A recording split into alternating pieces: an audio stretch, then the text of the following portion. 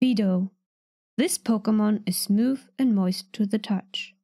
Smooth and moist to the touch.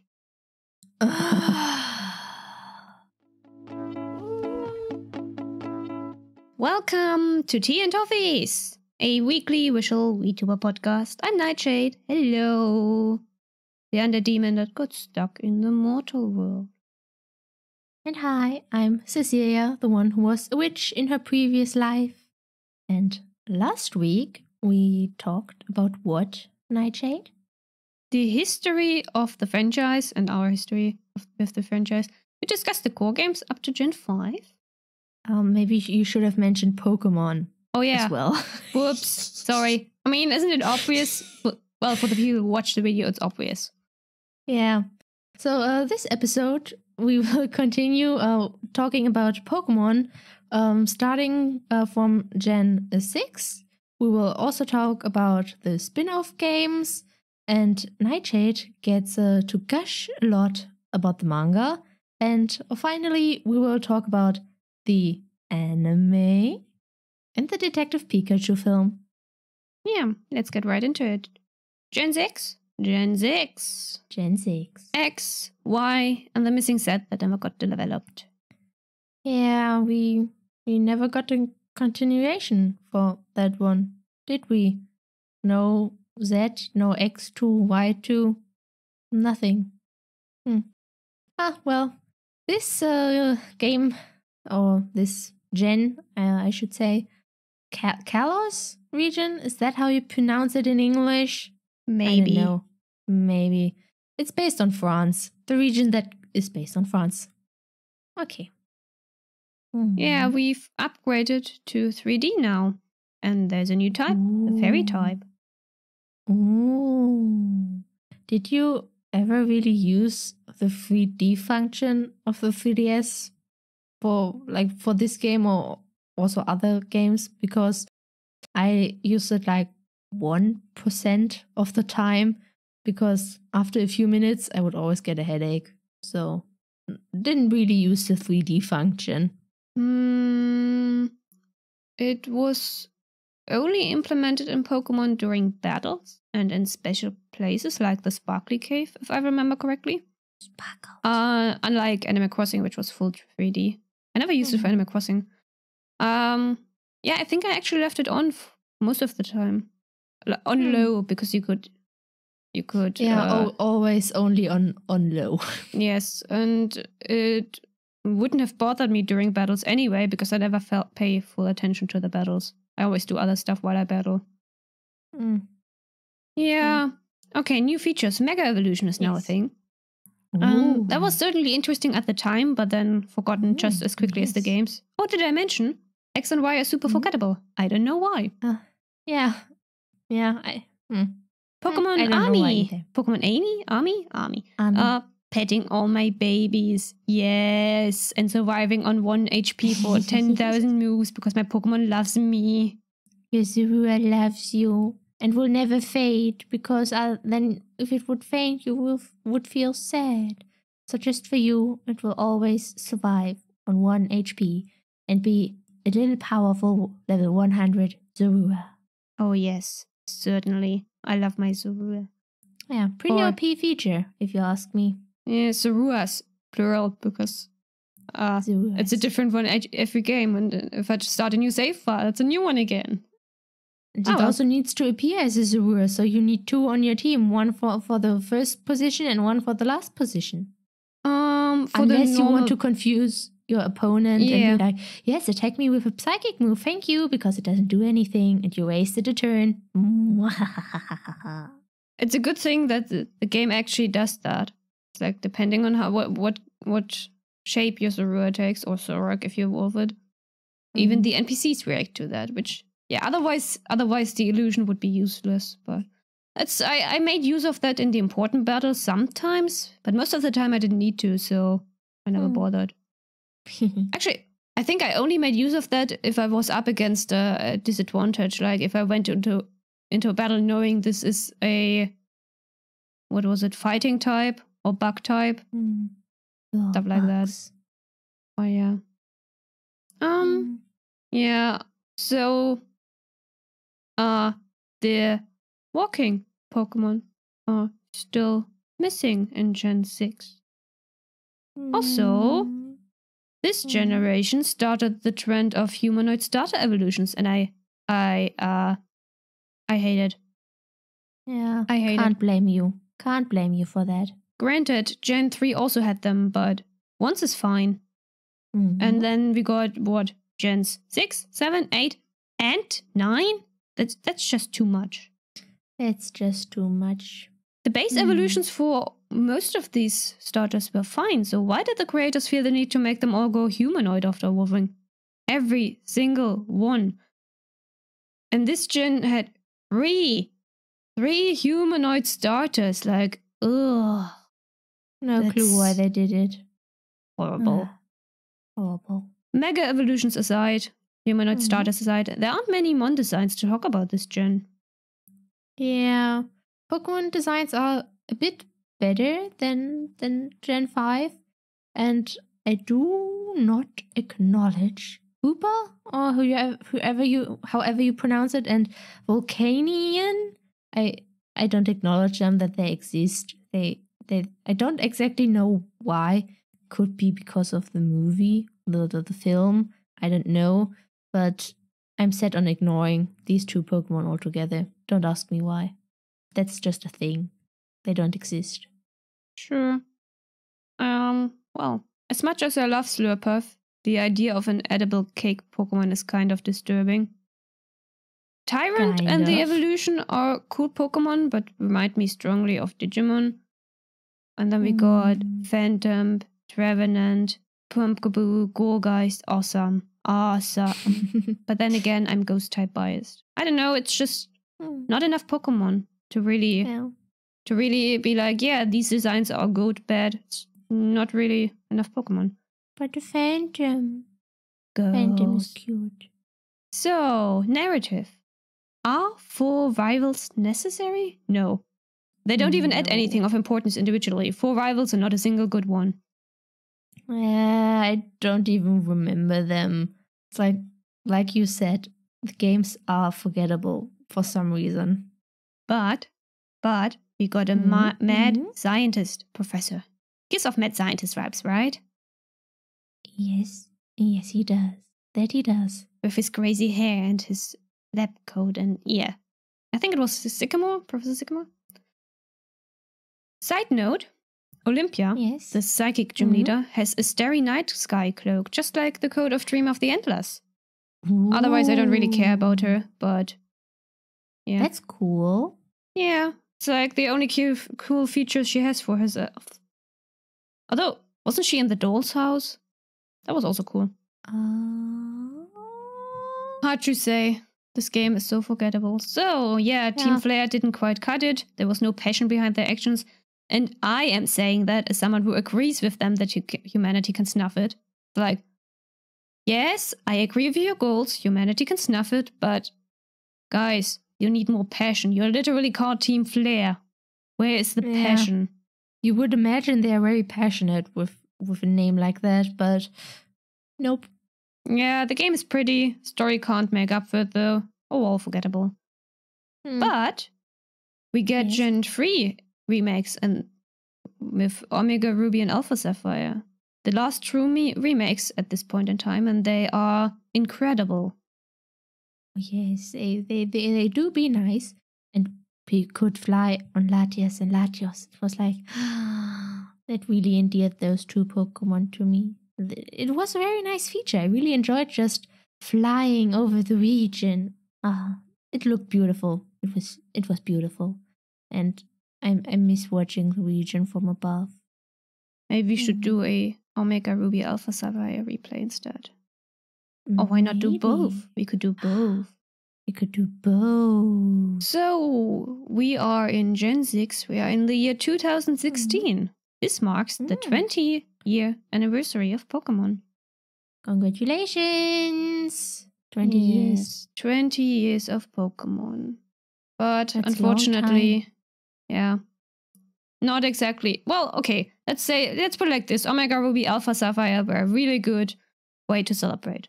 I don't know whether they came out 2016. I didn't note that down, but let's not talk about X and Y in this case. So, graphics? Well, the 3DS allows for very much improved graphics. And when I took up my 3DS to play the game again some months ago, I realized I'd forgotten how beautiful X and Y are.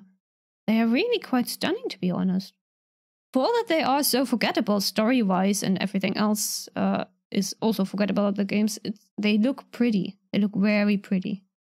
Pretty games. They did good with that one. You don't need like HD graphics to make something look pretty, you know? Yes. Yes. Also, starters. Starters for Gen 6. We've got Chespin, Fennekin, and Froakie. Yeah, maybe we should have mentioned once again at the beginning of the episode that we are most likely going to butcher all of these Pokemon names. Sorry, yes, Zoe. We're gonna do that.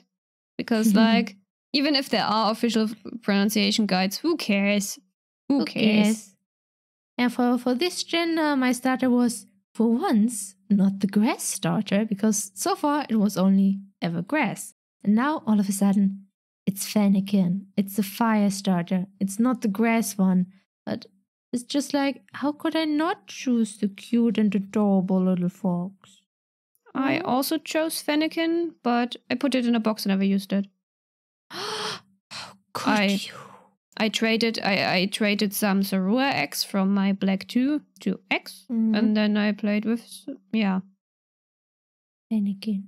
That was before Pokemon Home decided to become super expensive. Yeah. Pokemon Company just wants more money with that. Gen 7. Sun, Moon, Ultra Sun, and Ultra Moon. The Alola region, based on Hawaii from the United States. Wait. Yeah? Hawaii is United. What? Since when has Hawaii been? Yes. Hawaii is part of the United States of America. Oh. Good to know, I guess. I didn't know that. Huh. Well, now you know. Anyway, I think I actually stopped with Pokemon after Moon for a while until you gushed about Ultra Sun and Ultra Moon to me, and I gave in. Did I? I don't remember doing that. Huh. Well, I vividly remember that, and then after that, you convinced me to get into it again. Because, like, yes, these games are so good, and there's such great editions and stuff. So I went to the store and bought them. Are they? Well, I enjoyed them, and I did play both of them. There must be a reason for that. No, I did that because they were the last 3DS games, and at that point I hadn't intended to buy a Switch. Oh. I did buy the Switch for Breath of the Wild, so... And then I played Shield because it's a We'll get to that. Anyway, so... Gen 7. No more gyms. We now have an island challenge instead. Which I didn't really like at first, and now I mostly feel indifferent about it. It's like, whatever. Yeah, and the featured legendary Pokemon has prior evolutions. We also got Ultra Boost, and still no walking Pokemon. Pokemon Company, what are you doing? So, despite being released for the 3DS, there is no actual visual 3D. There are, of course, these semi-3D models and all, but that's not a detriment in my opinion. No one needed the 3D feature anyway. Yeah, you didn't. You really didn't. Yeah, the games look good. They improved the graphics compared to X and Y. Can't say there are impressive improvements to be found. There's just something about X and Y that makes them really special, graphics-wise. It's... Yeah, Sun, Moon, Ultra Sun, Ultra Moon, they look good. They look great. They look better than X and Y, but X and Y are just beautiful. I don't know. And for some reason, the game developers thought it would be nice to show the type effectiveness of your attacks, which takes the fun out of it, in my opinion. I suppose they did do it to make it easier for beginners. So they most likely just want to be, well, they wanted to draw in a new audience, a new player base, get the younger ones as well, the new generations, you know. So that's most likely why they did it, and they also just started to hold your hand so that the kids have more fun playing the game. It's like Gen 1 is super difficult to play, and it's the first one, and it was a success, and the others were all good too. We didn't need that. Oh well. Yeah, we didn't actually need that, but I put it in anyways. Mon designs. So again with the humanoid starters. My poor fire kitty. Also, not a lot of new mons here. So. Yeah, the designs are not really to my liking, except for one exception, of course. Do you know what that is? Yes, I do. The designs are fine. Don't have much to complain about. Alolan, Vulpix, and Ninetales are beautiful. Yes, and now you named the exception. Oh, also, Ghost Pikachu. Heck yeah. Mimikyu. Ghost Pikachu. Nice. And also, while I was just looking at the Pokédex in preparation for the Pokemon episodes, was Marshadow a thing in Sun and Moon? Because I don't remember it, but that design is actually one of the few designs of this gen that I like. So I think I would remember it if it had been there. And also, did you read the Pokédex entry? It slips into the shadows of others and mimics their powers and movements. As it improves, it becomes stronger than this it's imitating. I believe Marshadow is a film Pokemon. Maybe it got distributed as an event. Nice description, but can't beat Gengar, who slips into your shadow and zaps your life force and makes everything cold. So I just don't acknowledge Hoopa and the volcanic thingy, but I do like the Marshadow. It's nice, but nothing can beat Gengar. Not even a Marshadow can beat my Gengar. Gengar can also slip into your shadow. It drains your life out of you, and isn't that awesome? Yes, okay, narrative. The professor got abs. Anyway, the rival. How? Yes. Is a Hufflepuff? Gladion is an emo teenage kid. Lily is innocence personified. Yeah. Yeah. And Gladion's Pokemon is the type null. It's it got a special name. And I remember that I hated fighting that one. But I loved the Pokemon all the same. It was a nice Pokemon. Yes.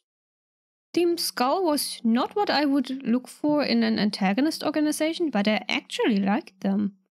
I loved their outfits. I loved the outcast misfit vibes. I wished they had an actual goal that went against the protagonist's goals, instead of merely being Luzamine's minions. But Lusamine, though. Ew. Lusamine, I think. If I could blush, I would. But damn. Crazy and deranged MILF. She really is something, isn't she? It would be hard not to remember her. The Ether Foundation is kind of brilliant. Caring for sick Pokemon? Supporting a crazy megalomaniac? Gimme. Team Rocket also returns in Ultra Sun, Ultra Moon, which was a nice touch. And we got Acerola, the ancient ghost baby girl, and Olivia, the rock one, is also kind of hot, and yeah.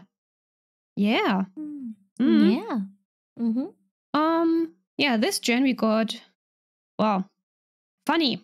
We are in gen, what was it, 7? 7. For the 3DS. Also gen 7, but not for the 3DS. For the Switch is Let's Go Pikachu and Let's Go Eevee. Sort of reimaginations of gen 1. And hey, walking Pokemon! And Pokemon you can ride. That's cool. Congrats! They did one thing right. Walking Pokemon. And it's like, maybe they were like, okay, first game for the Switch, let's just do Gen 1 again. Maybe that's the reasoning behind it. Who knows? And this, I did play Let's Go Eevee, and I didn't get stuck because of that stupid ship. I actually managed to continue the game. And this was, I think, also like maybe the only game where I really cared about the IVs, because that game made it very easy for me to see whether or not the Pokemon had good IVs. And you couldn't also chain to get better IVs, and you saw the Pokemon in the overworld, so it was relatively easy to change. And I remember just hunting for the perfect Vulpix. I needed the perfect Vulpix. Yes. The only downside for that game for me was that you couldn't play it with a Pro Controller, that you needed these stupid Joy-Con thingies, and, well, the Pro Controller is just like, I've had it for so long now and played so many hours with it, and it still works perfectly fine, but I didn't play that much with my Joy-Cons, but I think one of them already has a slight drift thingy. The Joy-Cons just get that really easily, and it's so annoying. Already? Wait, when did I buy my Switch? Years ago. I bought it years ago. And my Joy-Cons only now started getting bug issues and drift issues and stuff, so I bought the Pro Controller, but I haven't used it for the Switch since I bought it. I've used it for playing Genshin Impact only. So yeah, it's like, yeah, my Joy-Cons are giving me lots of issues, which is really annoying if you play Breath of the Wild and you do not want to fall down the mountain. Well, now you have a Pro Controller, then for Tears of the Kingdom, maybe you can try out the Pro Controller. Yeah. I think I mainly bought the Pro Controller at the beginning to do button smashing, because I was like, well, what was the Hyrule Warriors game that I played? It's a Warriors game. You need to do button smashing. And I didn't want to like totally destroy my Joy-Cons, so I got the Pro Controller, which has sturdier buttons so that I could do button smashing. Yeah. It's just a bit annoying if I want to switch between, well, the Switch and my PC controller. Yeah. But it's easy to get it connected to the Switch again, but if I want to go back to my PC, then I need to do some roundabout ways. Anyway, yeah. Anyway, back to Pokemon. Yes, starters. Yes, starters. For this gen, we have Rowlet, Litten, and Poplio. And I'm not a fan of any of them, really. So I defaulted to the grass starter. How about you? Litten. And its first evolution. They were cute little kitty cats. The final evolution, best not talk about it. I actually used this starter for a bit. Although, when Ultras and Ultramuno came out, I immediately ditched the starter for Zorua, because you can catch Zorua right at the beginning, so, yeah. But yeah, I do remember that in my original Moon playthrough, I used the starter for a bit, but never evolved it to the final evolution, because... Why would you? Yeah. I'm getting trauma flashbacks. So, moving on to Gen 8. Yeah. Moving on to the Switch with Pokemon Shield and Sword and Shield. And no continuation, but a DLC. And if you ask me, the base game severely lacked content, and charging 3 additional bucks for the DLC that rectified that was unnecessary. You Game Freak. You earn more than enough money. You know, I would have, at $3 I would have gladly paid for the DLC. But it was 30 and not 3, because I think you said 3 just now. $3 for the DLC, now that would have been something. Yeah. Still, no, it's like if you get Pokemon Sword or Shield with the DLC included for, let's say, $60. Yeah, that's a full game. I would be happy with that. Has issues, but good game, kind of got enough content, but $90? For one full game, that's just no. They did it anyways, because now there are enough people out there who will pay for it. They will pay for it regardless. And well, it was the first one I played completely in English, if I remember correctly. So there's also that. But yeah, $90 for a whole game it's expensive. Did you play that in English because of me or just because? Because of you. Because why else? Huh. Yeah. So this Gen 8, the Gala region, based on the United Kingdom. And also there was another reason why I played this game completely in English. For one, you, and second, I wanted to improve my English. I think fandom has decided that like the protagonist is Scottish with a heavy Scottish accent. Okay. Yeah, the games look nice, I guess, but I expected that when we switched from the 3DS to the Switch, they just didn't live up to their potential. All the improvements to prior generations come with adapting to the updated hardware, so I guess they didn't bother putting actual effort into improving graphics and general visual appearances. Just, yeah. Why would they bother if people will buy it regardless, you know?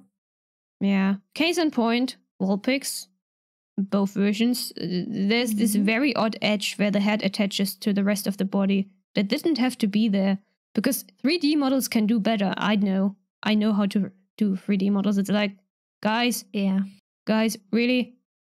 And yeah, just the Pokemon 3D models overall, they're still better than Scarlet Violet. Way better than Scarlet Violet, but they're not. They could have done better. So much better. Yeah. Gameplay. Gyms are back, but they're now football themed. Or soccer, if you're American. It's like, why? Yeah, I don't like these football themed gyms. It's like, I don't like this gym challenge thing that much. And why do I have to wear that uniform? And why did they not allow us to change into the other uniforms?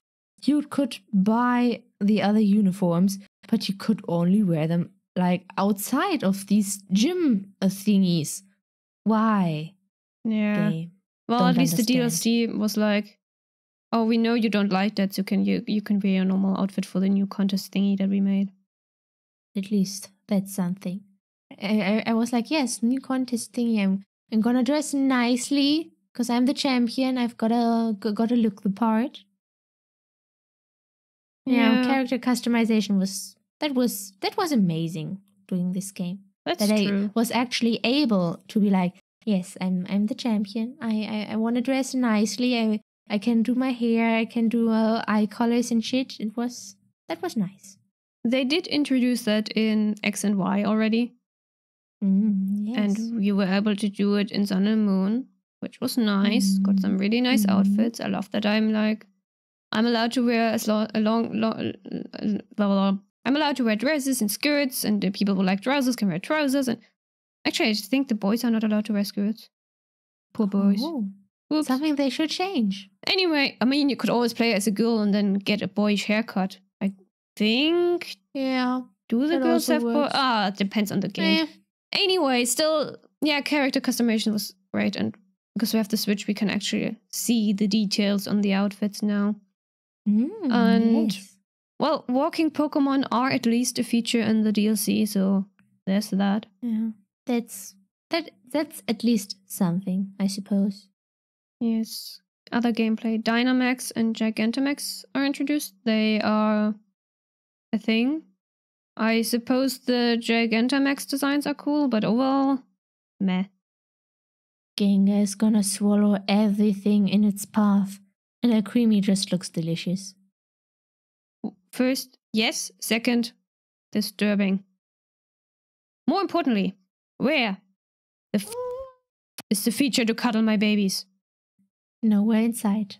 Camping is fine, but who cares about camping? I want to pet my darlings. And the Switch has a touchscreen, so that's not an issue. And not that you even necessarily need a touchscreen for something like that. For goodness sake, just let me cuddle my Pokemon. Maybe they didn't want to use the touchscreen because then the people who only play docked would complain and not using, when you don't use the touchscreen, then why bother at all? Bloody Game Freak people. Well, first of all, why does the Switch have a touchscreen in the first place? Second of all, they could have worked around that. Is there a game that actually utilizes the touchscreen? Because if there is, I don't remember. It's like if you're on Animal Crossing and you want to type something or stuff. I never used it. I know it's there, but I mean, if I wanted to type in Animal Crossing to communicate with someone who is like not in the same room or apartment or house or whatever, I think what I did was there was an app, I think, and I connected to the app and then just typed on my phone. Yes. Yeah. Well, you need the online subscription, but to play with others, you also need the online subscription, so yeah. Yeah. Anyway, yeah, so I wanted to pet my Pokemon and I wasn't allowed. Mon designs. Humanoid. Starchase. Overall, I didn't like the designs for this gen.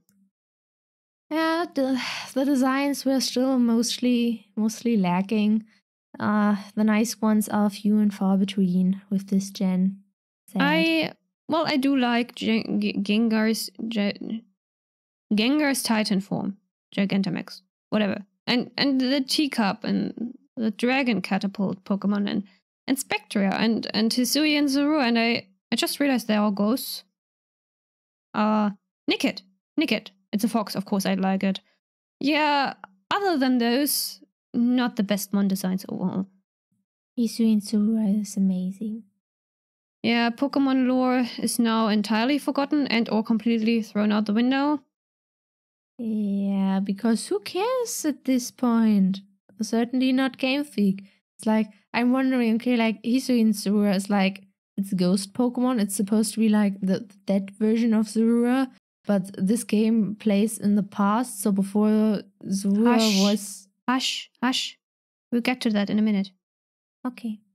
First, we're not there yet. We're still in I wanted to say X and Y just now. No, Sword and Shield. We're still on Sword and Shield. Okay. So, first, what we still need to talk about is the narrative of Sword and Shield. The story was mediocre. That's all I have to say about that. Yes, weakest story so far. Not overall, so far. Most of that comes with the fact that the games are severely lacking in every aspect without the DLC, and the DLC does not at all expand the plot of the main game. Hop, our rival is meh. No, actually, yeah. And money? Oh, yes. Gimme money. Yes, money. Money is nice. Team Yell is a joke. Oh, yes. Yeah, I miss my world domination murder babies, but money's fine. I'd marry money in a heartbeat. Money is amazing. And Team Yell is just annoying. Yeah, the end boss of the story was so predictable. Boring. Yeah.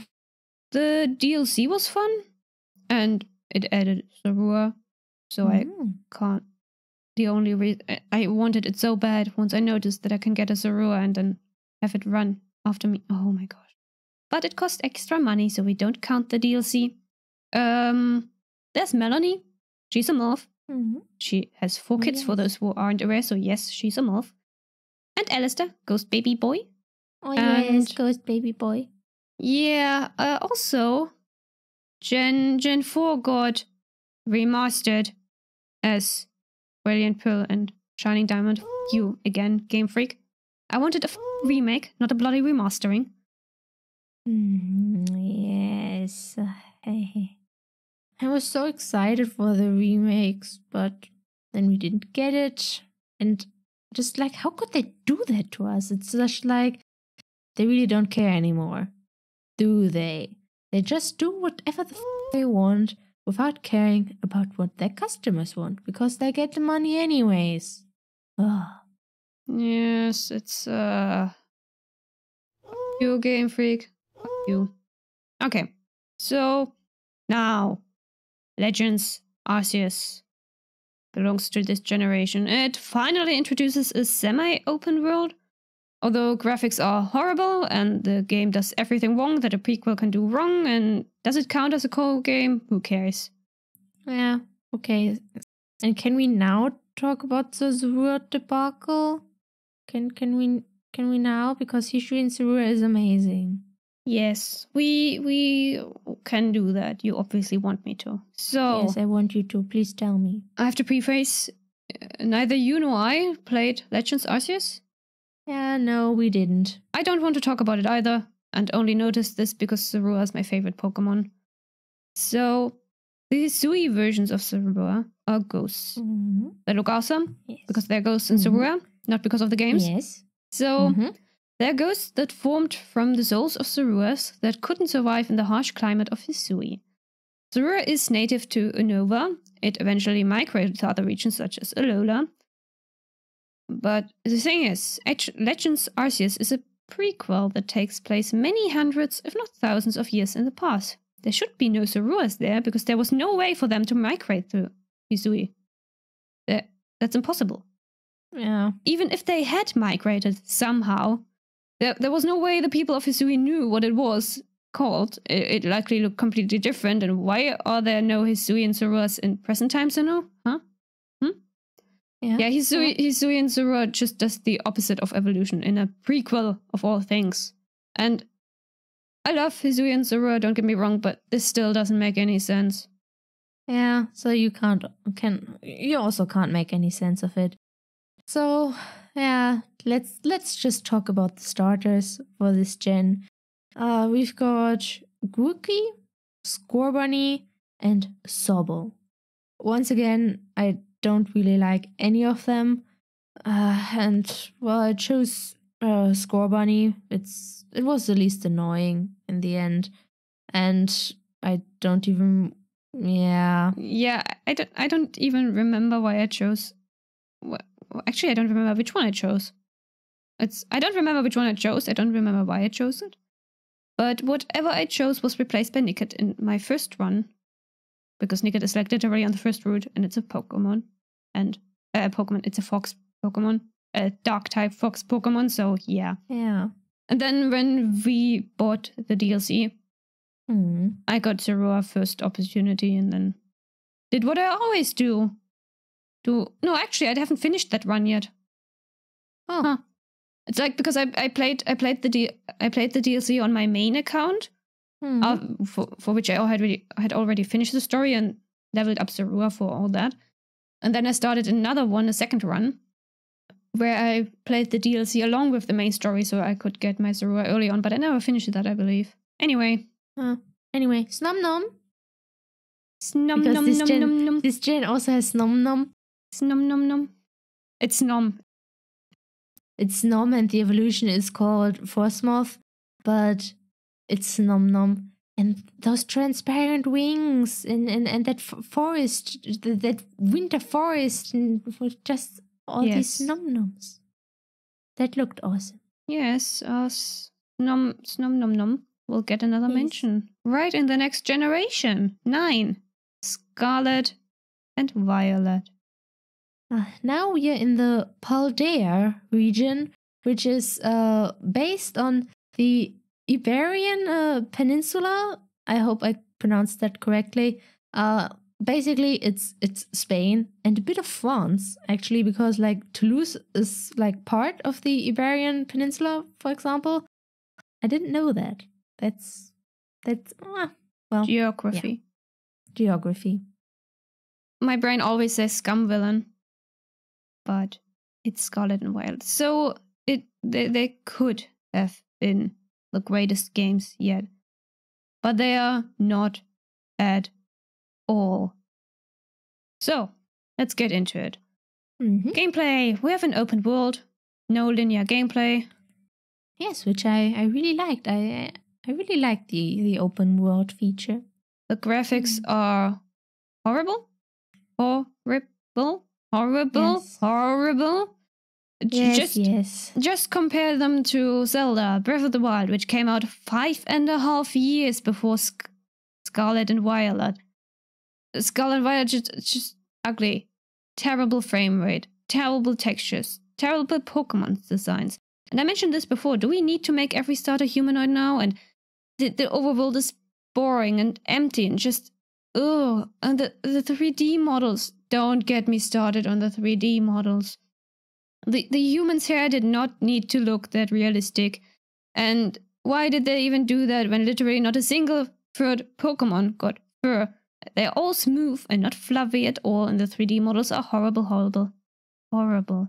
Did you notice yet that I really greatly dislike Scarlet and Violet? Yes. I fucking hate these games. I did notice, and I think our audience noticed too. And I do have to agree, the graphics are rather bad, and it's like, why is that?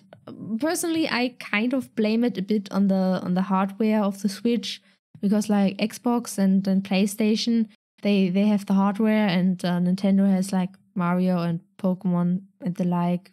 So that's just that. I know the Switch hardware isn't the best, and we'll never get a Genshin Impact level game for it, but like I said, Yeah. Breath of the Wild. And Yeah. okay, gameplay, back to crystal thingy, whatever. Yeah, that's there. Yeah. Yeah. I suppose it can change like the competitive gameplay, I suppose, but we don't play competitively, so we don't care. It's there. But there's also there the picnic, glorified camping. Still not petting Pokemon. Yeah, and it also kind of replaced the daycare thingy, because you breed doing camping now. Yeah, you did the camping was just you camp, you can heal your Pokemon and play with them, and now you got picnic, which allows. Why? Can you actually imagine that you're making a picnic and your Pokemon are I'm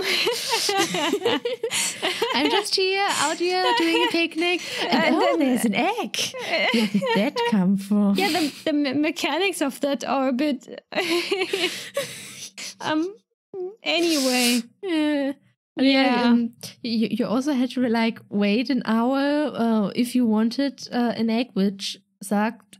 You had to use the egg power feature, because then you now have this stupid feature that's like, yeah, you can either do a picnic or go to a store and buy the food and meals to get like certain power-ups to update the catch rate for Pokemon of a specific type, or drop rate or something, or get like a larger or a smaller Pokemon in case you wanted a tiny Pokemon of something or a giant Pokemon. And then like, yeah, the egg power was also a thing, and it was just annoying. And the whole sandwich making thing, I could have done without it, honestly. It's just meh. On that note, the camping was kind of interesting, because you now have a camper set and can camp out in the wild and like pretend that you're sleeping there, right? Yes. Sheltered from wind and rain. And I don't know whether that's a fanon thing or an anime thing or a manga, or I don't know where that came from, or whether it's actually in the games, but like I always imagined that as a Pokemon trainer, like, yeah, you were sometimes out in the wild sleeping under the stars, but most of the time you went to Pokemon centers and had a room there and some lodging. But I saw the Pokemon centers for Scarlet and Violet, and they're outdoors. There's no building, nowhere to sleep. And you don't have a camping set either, because they got rid of that. It's now picnic. You know, maybe they have a secret underground. I doubt that. No, it's I also doubt that. All Pokemon trainers in the, I already forgot what it was called, Paldea region, whatever it was. They just they sleep out in the dirt. They get wet when it rains. Yeah. It's wow. Not a nice region to be in. No. Bring your own tent with you if you go there. So the one redeemable feature is walking Pokemon.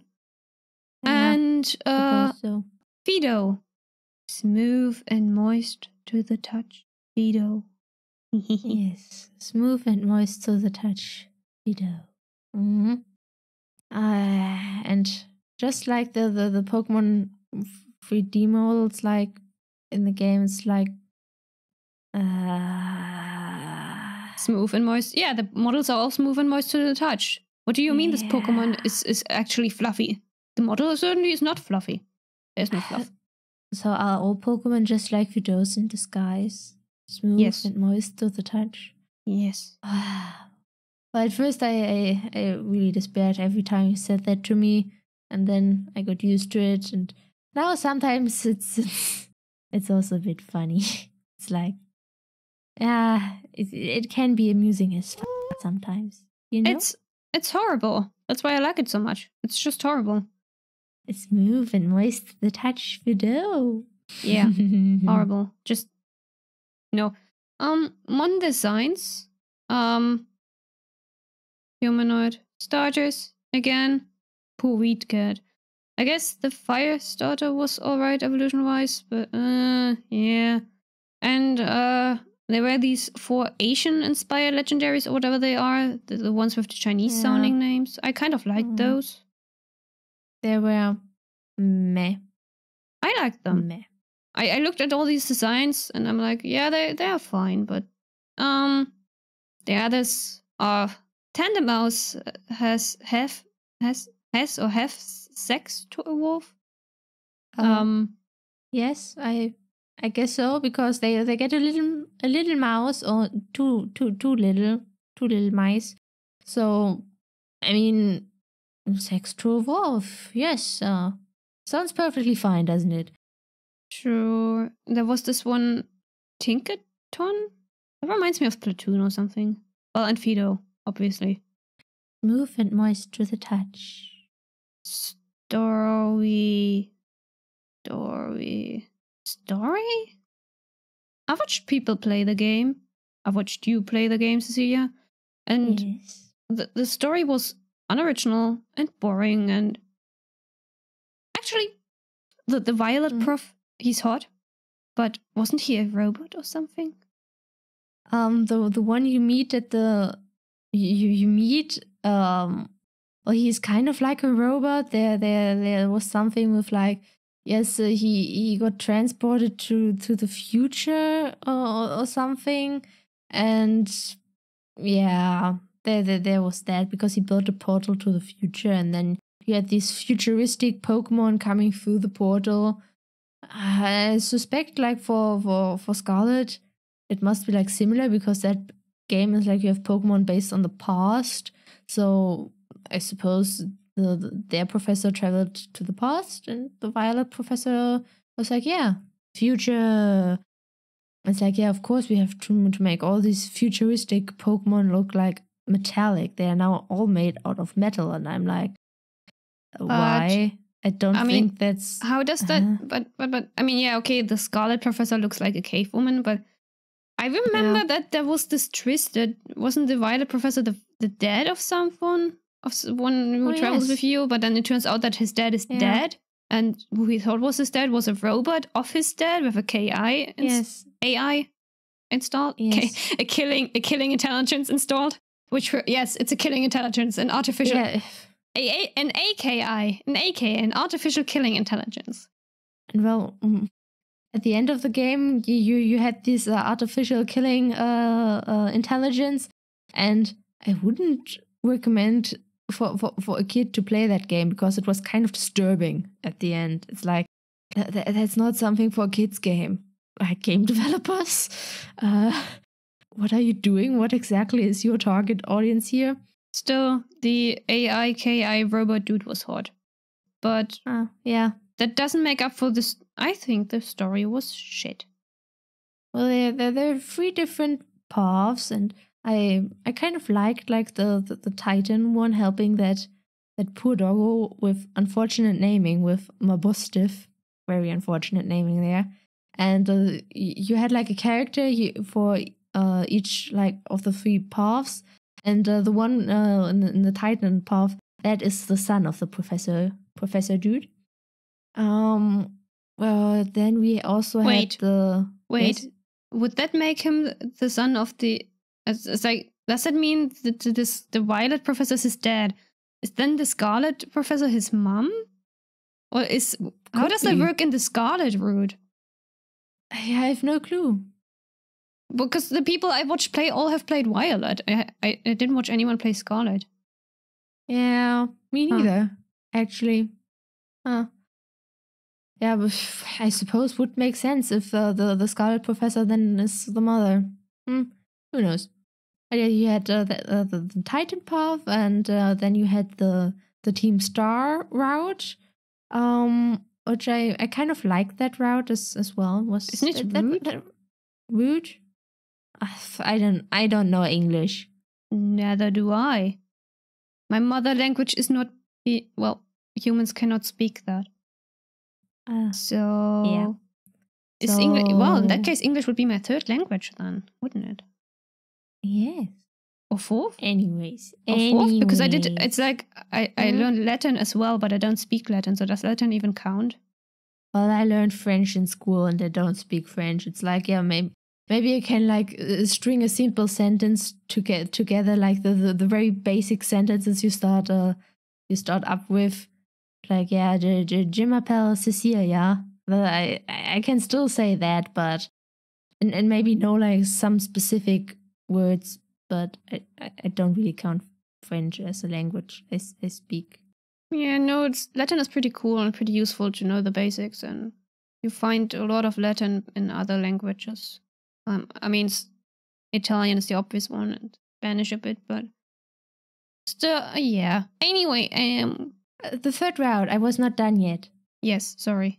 Yeah, the third route, the gym route, because we once again have like proper gyms in this game, but the gyms were boring. I was really disappointed at the gym route, however you pronounce that. And Zoe, the character who was like for the gyms, she's just an annoying stalker. Like, could you please stop? Please stop following me and stalking me to all these gyms. It's creepy. I noticed that. It was like, and other people were. Some of the people I watched it were like, yeah, isn't she kind of stalkery? Yeah, she very much is. So the starters are Wheat Cat, Donald Duck, and the Fire Croco. Yes. Fire Dino, I should say, because I think it's supposed to be a dinosaur. Fire Dino, Fire Croco, whatever. I chose the Wheat Cat Sprigatito because it's cute. I don't really like the evolutions. I know there are people who actually like the evolutions, but I'm like, no, I'm sticking with the base evolution of the Wheat Cat, so I just kept it at that, and also actually kept it in my team for a while until like level 40 or something, and had like the team I actually wanted in that game, which I could get pretty early on because it was an open world, and as long as you level up the Pokemon, you can access like all walkable areas. So I was like, yes, I can find my Pokemon here, but oh shit, it's like 20 levels above my current level. Whoopsie.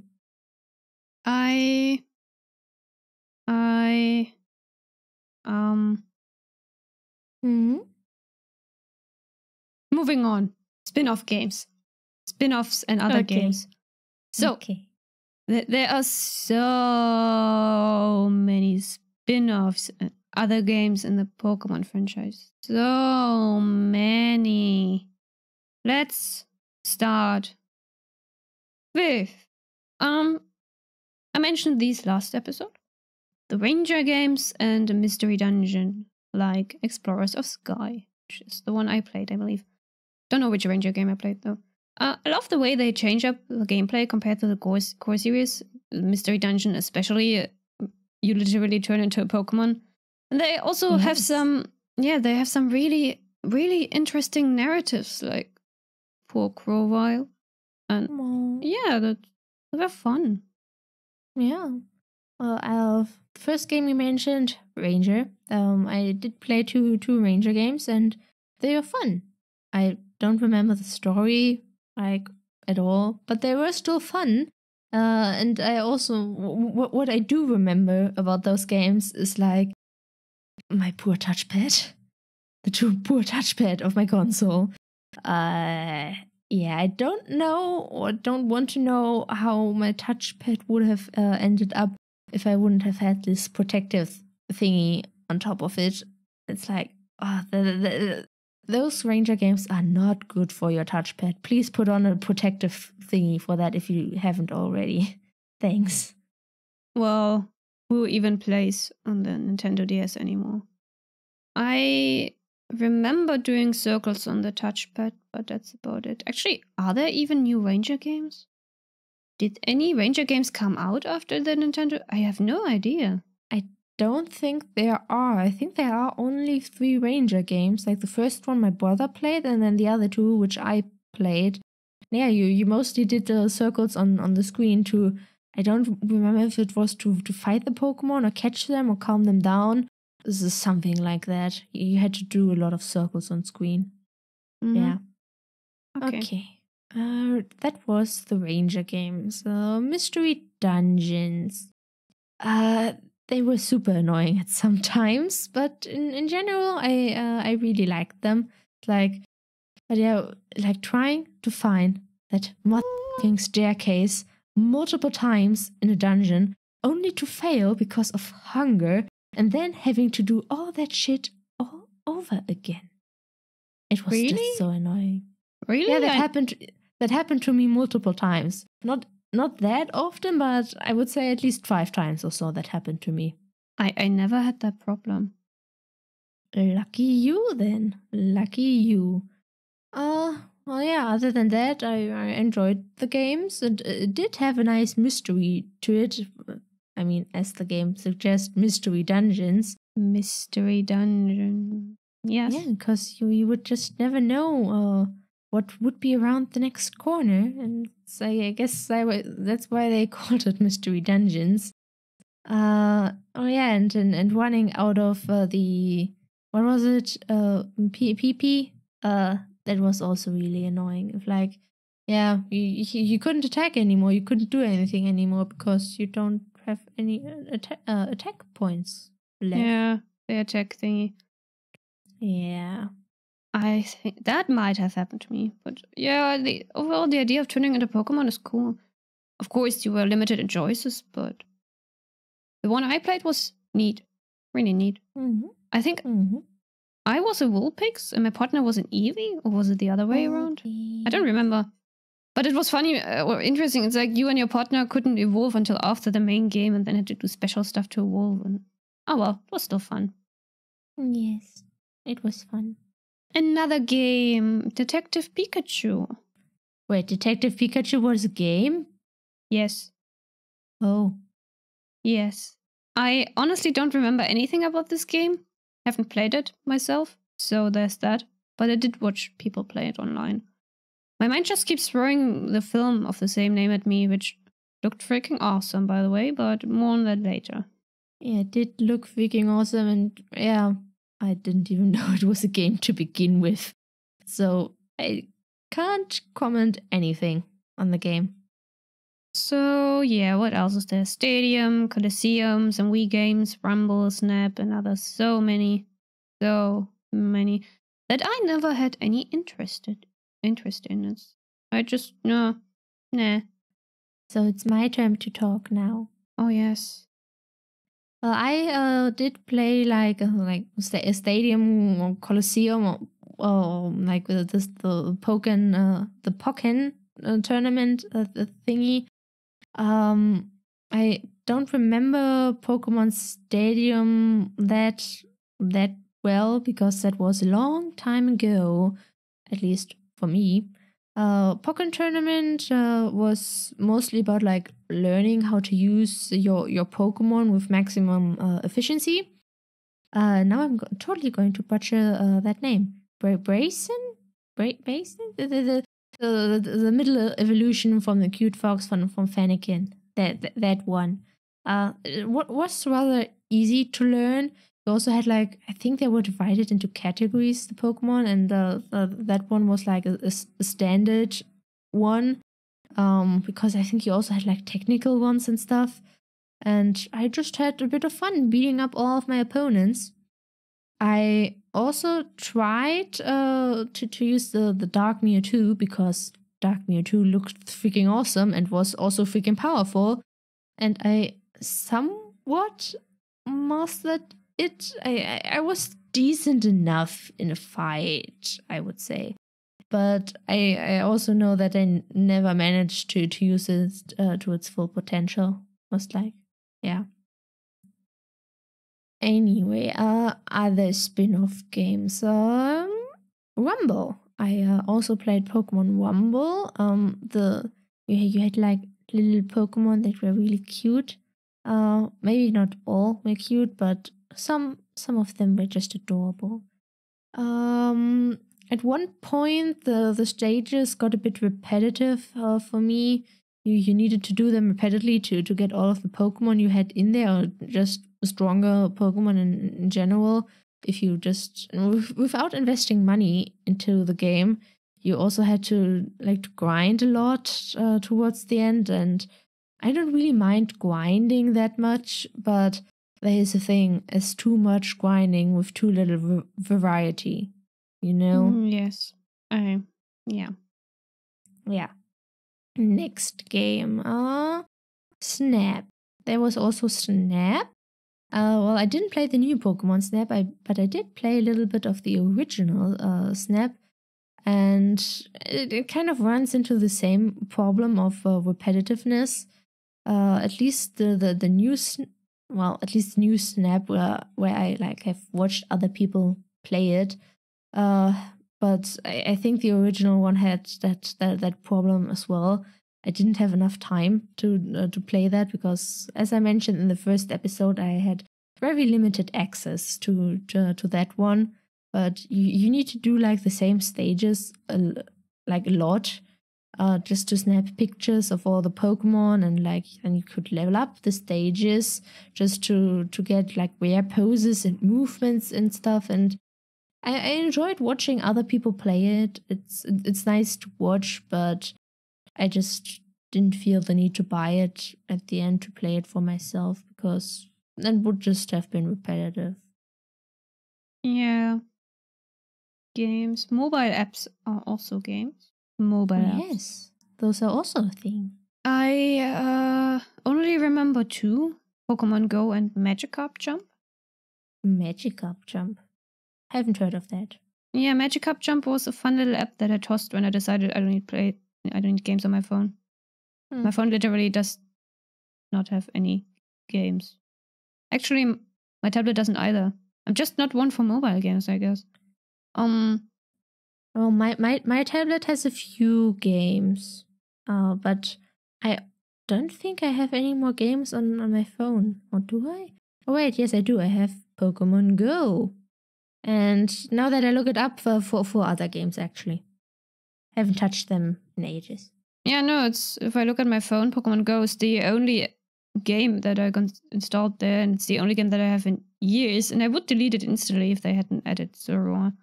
And I had a card game on my tablet, but that got tossed because the internal storage is full and I don't want to buy a new tablet. So yeah, I don't have any games on my tablet. And Pokemon Go is only there because of Zorua. Zorua, your favorite Pokemon. Yeah, and what can one play on their way to the cinema to watch Detective Pikachu? Yes, you can play Pokemon Go. Isn't that nice? You're on your way to watch a Pokemon movie and just can play Pokemon on the way there without having to take your 3DS or something. Or I wanted to cash in more money. If you're on vacation, walking around a lot, and you're with people who don't mind you being on your phone all the time, you can use Pokemon Go to find cute little landmarks and stuff that you would overlook other times. Because the Pokemon stops are sometimes really funny little landmarks. It's look over there, there's this odd statue. Look over there, there's a little mermaid. And look at this, whatever the hell that is supposed to be. And wait, we need to go through that side street for a moment. I need to check out what that is because the Pokemon stop is interesting. And oh, let's stop for a minute. I need to fight this gym. And yeah, it's you shouldn't forget to actually look up and look at the stuff yourself and enjoy the ocean if you're at the ocean and whatever. But it's fun to play. Maybe the first time you walk there, just maybe look around Or maybe if you're like on a week-long vacation there, like at the beginning, just walk around, look around yourself, and then maybe later on in the vacation, you can pull out your phone and play Pokemon Go and see what you've missed so far. Or you just play it all the time because you want the kilometers for the candy. Although there is this nice feature that allows you, if you keep the GPS on and you close the app still tracks how far you walk. Oh, I don't like using that at home, but on vacation it's kind of useful. I don't want to have my phone out all the time. And it doesn't take as much battery. Yeah. And of course, same as with the game, it's like if you're on a train, it won't track that because you're too fast. But Pokemon Go can be really annoying to play when your phone is several years old and a middle budget phone. And I won't upgrade it until it breaks, and each update of the app makes that app more and more laggy, and it annoys me to death. I would probably play it more if it wasn't lagging so much, but yeah. Yeah, I can see how that can be very annoying. Yeah, the game forces you to do the update. You can't even open the app without doing the update, but the update makes things just worse every time. So yeah. Well, I played the app at the beginning, but sadly there weren't many Pokemon around where I used to live at the time. You mean when it came out?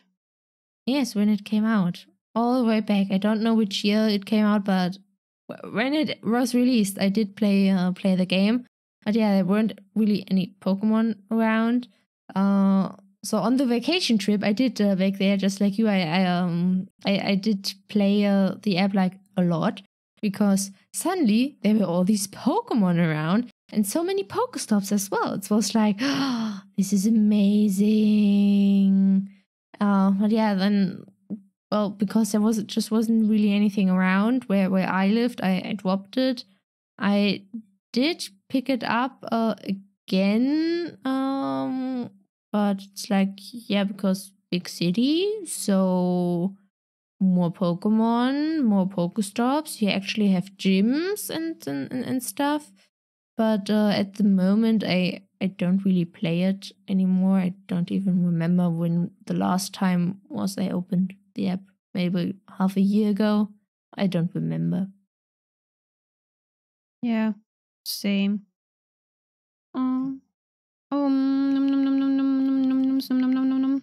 Trading cards. Trading cards. Oh wait, did we talk about Snomnom in Scarlet and Violet? I think we didn't.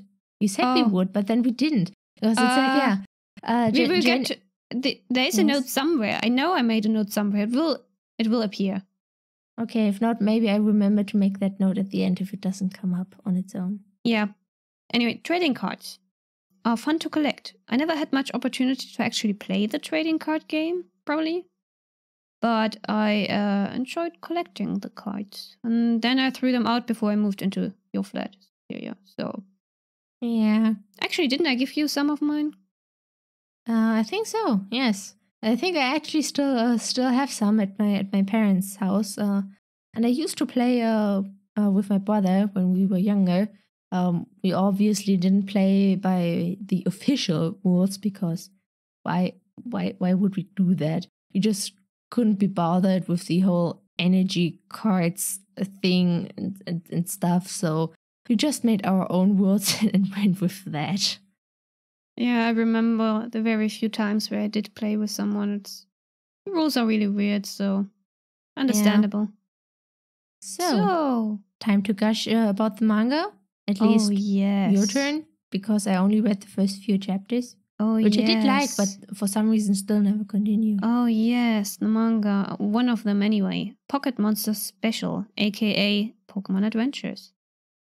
For once, I thought I could say, hey, I actually didn't read the comics for this one, because the Pokemon franchise is based on games, but I did read one of the manga series, and Cecilia didn't, so... Well, I did read like the first 3 or 4 volumes, but take it away. Alright, listen up, guys. Pokemon Adventures is bloody awesome. It is nothing at all like the anime. The anime is horrible. Pokemon Adventures is freaking awesome. It actually takes itself seriously. it is not silly in the dim-witted way the anime is, but yeah, the manga is funny in a more mature way, befitting a good shonen manga. In fact, I'd argue that Pokémon Adventures has hardly any competition among the multiple manga and anime adaptations of the franchise. It's just Pokémon Adventures leaves them all in the dust when it comes to storytelling and world building. The art style is great. I personally loved the first mangaka, Mato, to bits, but the one who took over during the Gold, Silver, and Crystal chapter is also really good. The Pokemon are so cute. Never thought Zubat and Golbat were cute until I saw Mato's drawings of them. Like, wow. You showed me the Golbat, and I do agree. I also didn't think that it could look cute, but it does. In the manga, it does look cute. Yes. My love for those two specifically came from the manga. Plot-wise, this series takes core elements of the games, each or arc, or, well, the arcs are called chapters. And yeah, each chapter takes core elements of the game it is based on and takes its own spin on it, creating unique characters and storylines and making for a very compelling series. We get to see some darker themes, like I mentioned this last episode, some Pokemons actually die in the manga. Even characters can die. And yeah, there's a scene where the Gen 1 Cobra Pokemon, Arbok, gets cut in half. Don't worry, this one is at least fine, survived somehow. And there's another where Pokemon gets stabbed through by another. This one also survives. And but there are Pokemon that die. There really are. Not a lot, not overly much, but it is there. Oh gosh. There are some people that say the manga can get really dark, but it actually isn't really dark. It just has some select dark elements. One of them being Pokemon dying, or Pokemon getting dismembered graphically and then being fine. Anyway, for some reason, the Black and White and Black to White 2 chapters took so long to finish that the X and Y chapter, the Omega Ruby Alpha Sapphire chapter, and the Sun Moon Ultra Moon chapters had already been finished by the by the time the last chapter of Black to White 2 came out, we had already moved on to Sword and Shield in the manga. They were parallel to each other. I don't know how that worked in Japan. I'm not exactly sure, but yeah, it caused some problems with the release, with the volume releases, because in Japan it's a series with like that gets continued, and the chapters change halfway through a volume sometimes. The English release does not do that. It's and you end up with thick volumes and very thin volumes, and you were super annoyed about that. Yes, and also since the Black to White 2 took so long, they released the chapters that come after, because they were released while Black and 2 was still ongoing, in like mini volumes. But they're now doing the proper volumes for them as well, now that we are finally done with the Black to White 2 chapter. So, but yeah, I don't even know how that happened. We're currently still in Sword and Shield, as far as I'm aware. Overall, I wouldn't know. Overall, Pokémon Adventures has great storytelling, compelling narratives, interesting characters, cute and badass Pokémon. It's a great manga all in all. I do miss the interwoven subplots that connected the early chapters, because we don't really get that in recent arcs, but still, good manga.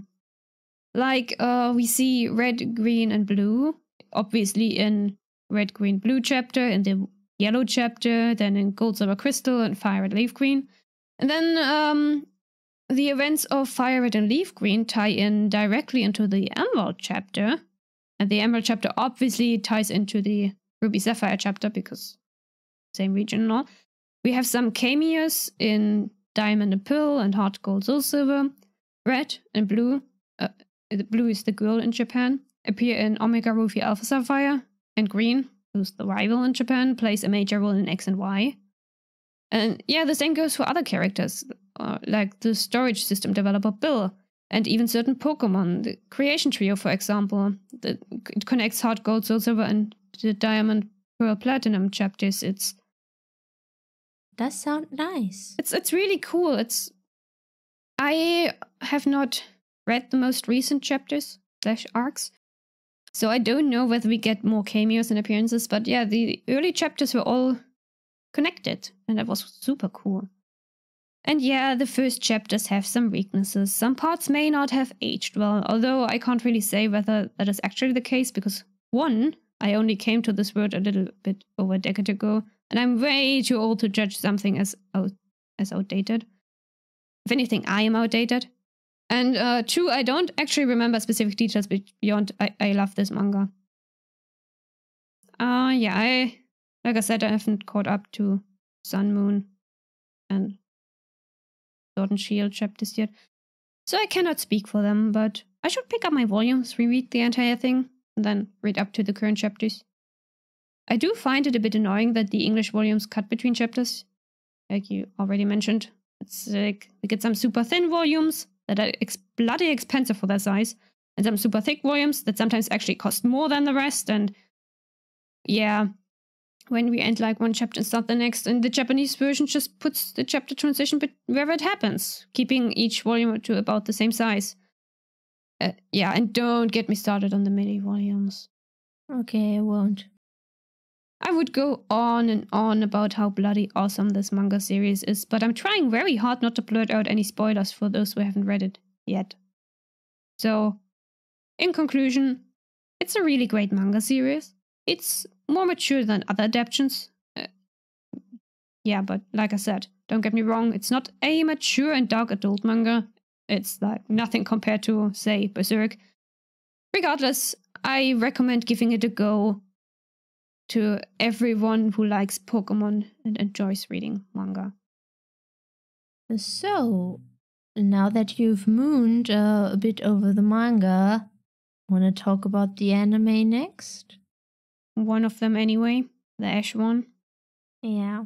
As previously stated, or as stated in the last episode, in the original Japanese version, the protagonist is called Satoshi, after the creator of the Pokemon franchise, and his rival is called Shigeru, after the friend who helped Game Freak pitch their idea to Nintendo. Or the first rival, who's, I believe it's Gary in English. Anyway. So, I have exactly one thing to say about the anime. I hate it. I also only have one thing to say. Really? Okay, maybe more, but only one really important thing. Jelly-filled donuts. I think you shouldn't eat so many jelly-filled donuts. That's not healthy and not something that really like quells your hunger. You should eat something better. It's like I think onigiri are at least better suited for that, so that you're not hungry anymore. Other than that, yeah, why does Ash stay 10 years old all the time? Shouldn't his Pikachu be OP at this point? Like, why does he still struggle? I don't really get it. I get that he wants to travel the new regions with like the local Pokemon, but he basically abandons all the rest. I think we see Charizard again at one point, but how many Pokemon does Ash just permanently station with the professor? Like, they're gonna get abandonment issues. Like our Toffee darling kitty cat. Yes, exactly like our Toffee darling. Don't do that to your Pokemon. Don't give them abandonment issues. But wouldn't that also apply to all the Pokemon you catch in game and put in a box? Yes. Maybe. We ignore that. Let's move on. Well, Detective Pikachu? I just have to say it doesn't apply to me because I don't catch any more Pokemon than necessary. So my Pokemon don't get abandonment issues. Except for the legendaries, I suppose. But anyway, yeah. Okay.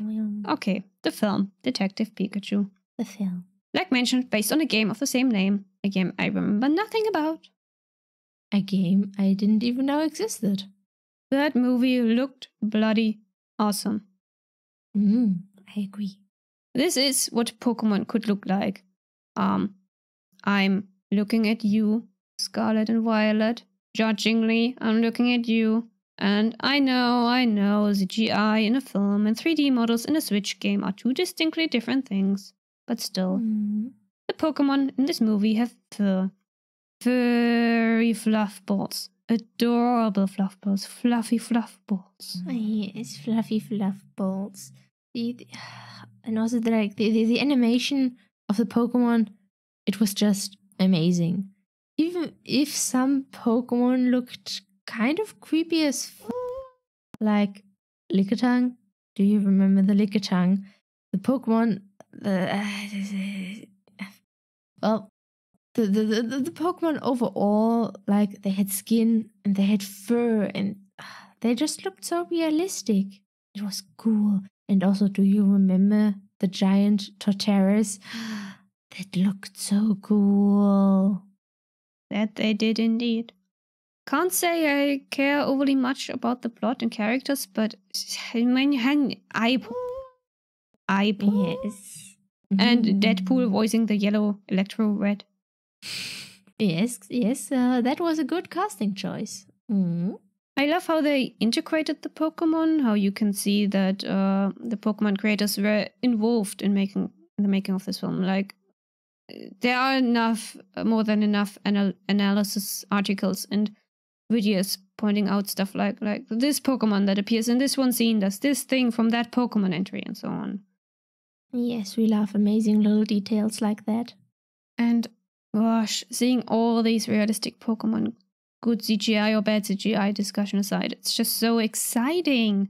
And I would love to see more of that. I would love to see Pokemon in real life. And yes, please. Also, hey, can someone help me get out of this world so I can go and visit a Pokemon world?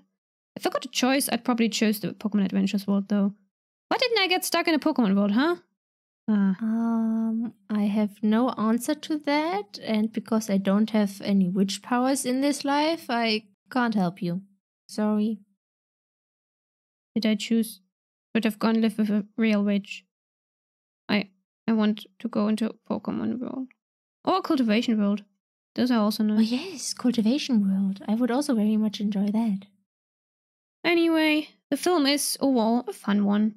Don't think too hard about it, just lean back and enjoy it. Now, can we get another one that features Zorua?